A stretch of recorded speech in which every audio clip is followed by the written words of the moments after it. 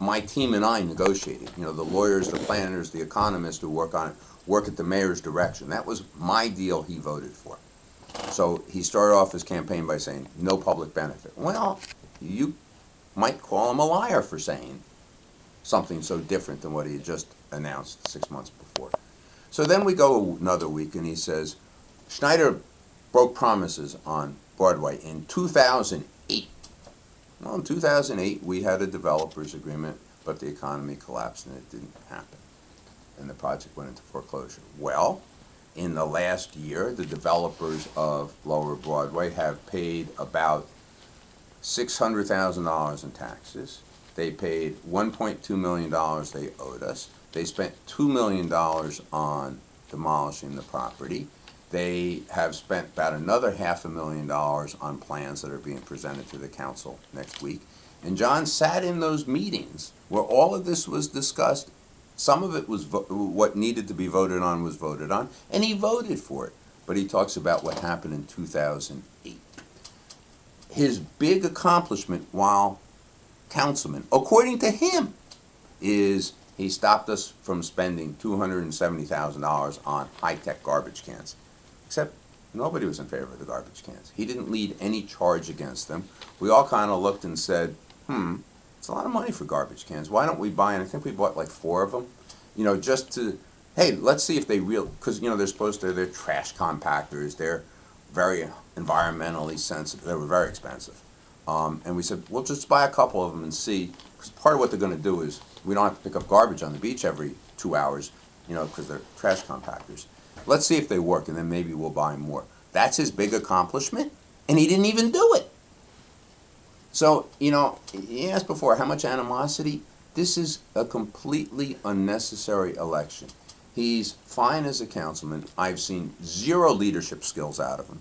He can't make a decision to save his life. And I told him, when he told me, I said, John, your nature is you placate people. You tell them what you want to hear. That's fine as a legislator, but it sucks for decision making, because every now and then you're going to say no to someone and piss them off, and you might lose a vote, and that's the nature of the job. It's what I do. And you make those decisions work, and so the people who didn't like your decision, they come back and say, well, the decision worked.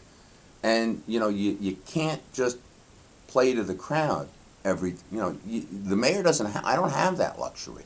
What do you regard as your most significant decisions in this last term? In the last term, part of it was deciding to talk to the guys on who own Lower Broadway again. That was because one of our councilwomen said, you need to. You know, we were all at wit's end with them. We didn't really like them or trust them anymore. They weren't paying their taxes, and I had told them, if you don't pay your taxes, we're not meeting with you anymore. Taxes are not an option. They're your obligation. You bought the property.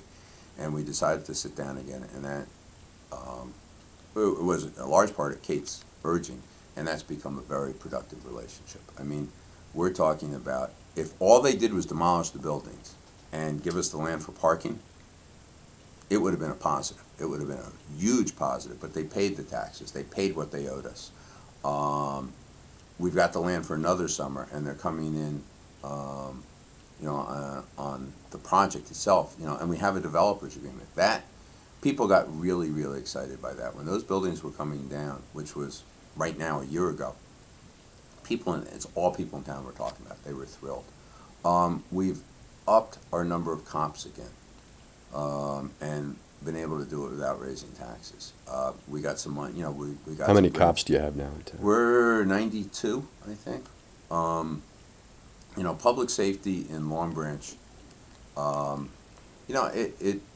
when you have this kind of diversity in a community, and you've got to convince people that your cops are working for them, and they do. I mean, I can go into any section of the city. I've been knocking on doors for January. Started right after Martin Luther King weekend. There was a specific reason that particular weekend I said, I'm going. I'm ready to knock on doors. I don't care how cold it is. And grabbed one of my running mates and said, let's go. And we've been at it every weekend and night since. But, you go around town and people tell you how great the cops are. We hire really good. You know, they're young when we hire them, and then we train them, and they're very responsive, and they look like our residents. You know, they're a mix of white, African American, Hispanic, Portuguese, Brazilian, men, women, gay, straight. You know, so we don't have many problems with the cops. That keeping that going, we made a chief. We were heavily influenced by the prosecutor's office because we've been using a public safety director for the last. Long Branch has not had a chief for 50 years, but they said, A, it's an anachronism, and B, your public safety director is going to be a genuine civilian. He's not going to be a cop on leave. He's going to be a civilian. He's going to act like a civilian, or you're going to have to do it another way. And that led to say, chief.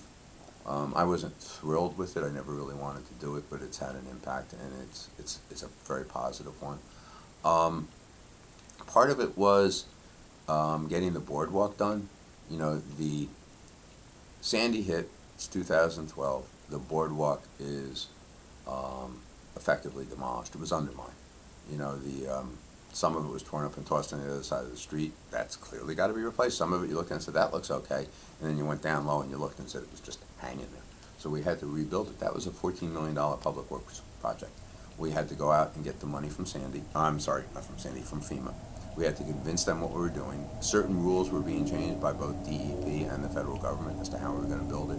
And we had to build a boardwalk that was going to withstand the next storm. There will be another Sandy. I'm sure of it. You know, hopefully not too soon. You know, I don't want to necessarily go through that again, but I will if I have to. That was a lot of work getting that done. So, you know, all of that, that's what I just described, is a lot of work. And, you know, I still have this great staff. There's been changes since 2014. Fortunately, all of them have worked. You know, our people like working together. You know, when people refer to the Schneider team, it's not remotely just me. It's the council people, and it's the staff, it's the volunteers, it's the people who, you know, who work in various organizations, be it the Chamber of Commerce, the Recreation Department, and those volunteers. You know, we're all pulling in the same direction. That's part of why I said, you know, why is this election necessary? If those things weren't happening, you know, politics, and I think everything is about working relationships with other people, people willing to work with you, people trusting you enough to work with you, people trusting your results enough to vote for you and re-elect you. And, you know, I've done that. And so, you know, I saw this last term, in part, you know, the lesson I learned the last election night was, it's not just about the campaign. I've got to, you know, I had to bring more energy to it, and I have.